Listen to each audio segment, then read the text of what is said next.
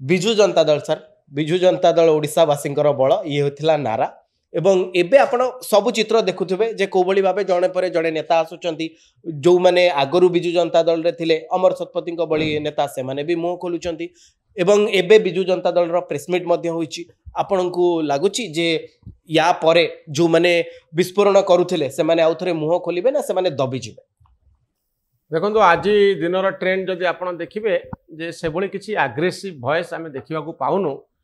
नवीन पट्टनायक विरुद्ध रे बा बीजेडी विरुद्ध रे आउ प्रभात त्रिपाठी बाद आउ किए बड़ जोर रे कहबार आज आम देखुनु किंतु यह भूली जावा ठीक हम ना जे विजु जनता दल रे असंतोषर स्वर केबे हेले दबीजीव ना चपीजीव ना यह आपण निश्चित कही पारिबे कारण हुए तो नवीन बाबू मंतव्य परे आज टिके शीतल पड़ जाइछि विरुद्ध रे थिबा स्वर किंतु मते लागुना ए स्वर चपीजीव। आपण आज देखंतु प्रभात त्रिपाठी किछि समय तले जो प्रेसमिट करथिले से कौन कहउछंती से अनेक गुडे कथा कहउछंती जे मो उपरे थिबा सस्पेंशन को उठेई दिया जाइथिला 2024 मसीह पांड्यान बाबू जितेबाला प्रचार करुले सारा ओडिशा रे सेतबले से मते उच्छ्वसित प्रशंसा करथिले प्रभात त्रिपाठी को प्रशंसा करी पांड्यान कहिथिले जे आपण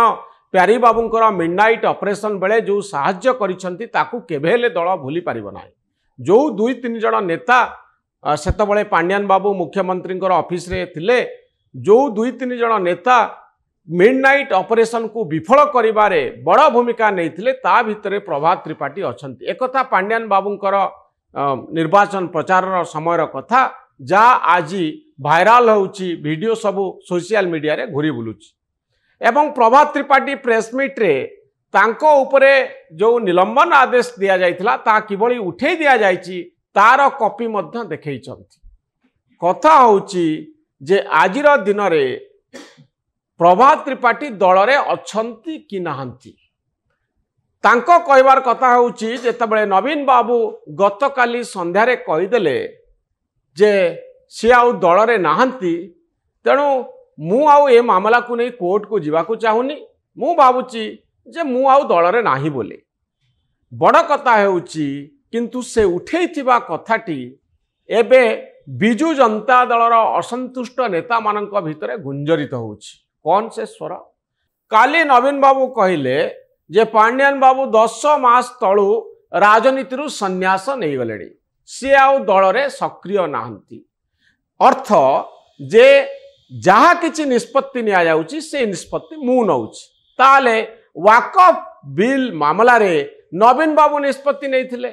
पांड्यान बाबू संन्यास नहीं थिबारु से एथिरे पार्टिसिपेट करि नाहंती नवीन बाबू एबे लोकन को कहवा दरकार वाकफ बिल मामला रे से कौन निष्पत्ति नेले से सस्मित पात्र को कौन कहले क्या भोट देवाई कहले जहाँफल से कहले जे विवेक अनुसार भोट दियो आमे भारतीय जनता पार्टी सपक्ष भोट दबा ये निर्देश किए देइथिले भुवनेश्वर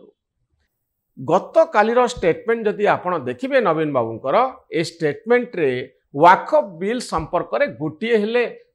कथा गोटे हेले धाड़ी से कही ना कहीं कहलेनी जहां नहीं एत बड़ द्वंद्व जहां नहीं एत बड़ कन्फ्यूजन जहां नहीं एत असंतुष्ट नेता पदा को बाहरी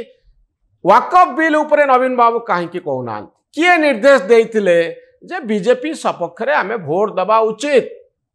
ए कथा स्पष्ट होई नाही।